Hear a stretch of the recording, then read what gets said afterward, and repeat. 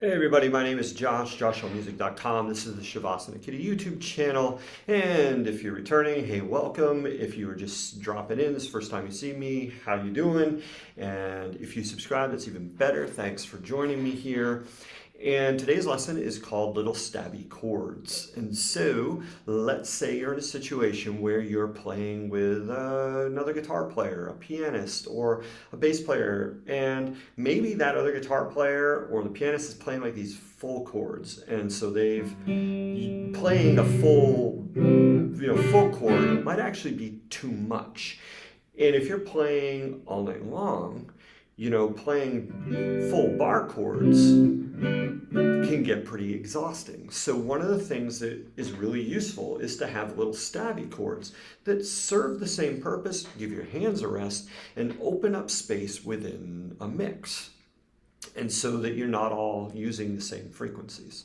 So I'm going to start with the D string, the G string, and the B string. And we're going to use the chord G major here. So I'm going to start with my third finger on the note G on the D string, the note B on the G string, and the note D on the B string. And this gives me a G major triad. And I can play just those three notes, little stabby chord, and I get that. If I decide to, I could take this shape and I can invert the notes. So I take the note B and I make it my lowest note. I make the note D next on the G string, and I make the note G on the B string. And now I've got the G major chord, but it's in first inversion. Once again, it's a little stabby chord. If I want to invert this again, I can take the note D and put it here on the D string at the 12th fret. The note G is right under it on the 12th fret. The note B is right under it on the 12th fret. You play it with a bar, you could do multiple fingers, however you want to do it.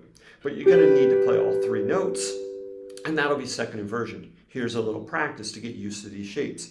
You go G in root position, G in first inversion, G in second inversion, and then back down, first inversion root. Here it is without me yapping. And some of you may be saying, well, you can also play the G chord as open strings. And you can. D, G, and B. It's second inversion, just like at the 12th fret. But it's the only chord of all of the major chords that you're really going to be able to play that way using the string set. So I don't show it generally unless, it comes up and like, oh, you can play G that way. Anyway, so there's that. And you could do that as a practice. You just boom, boom. Do that with all 12 major chords and you'll be in good shape. Now, these three shapes show up, for all major chords on this string set, 4-3-2.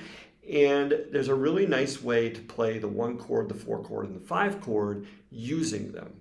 So I'm going to take my, brown-eyed girl type progression where I'm going G to C, G to D, G to C, G to D. And I'm going to play them using these little stabby chords. So if I play G here, the 4 chord, C, is actually right here on the 5th fret. I can bar the note G, C, and E, and I get a C chord. Bring it back to G. Slide down a half step, and I have the note F sharp, A, and then D, this first inversion, D chord. And so here's that same progression played here. We got G to C, back to G to D.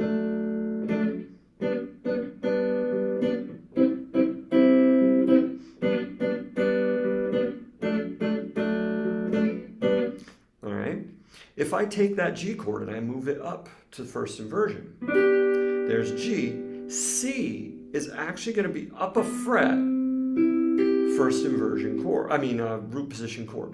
So we've got first inversion here, G, to root position C, first inversion, and then second inversion D at the 9th fret. No, that's 7th fret. So that's A, D, and F sharp. So let's put all of that together. You got G to C, G to D.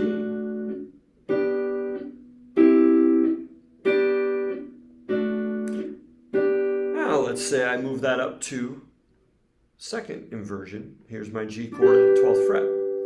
I can play C in first inversion, so E, G, C, and then I come back, and then I have root position D,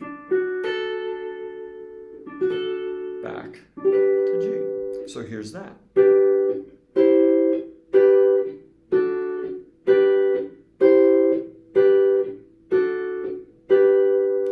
So a practice would be to do all of these chords just one time through on each.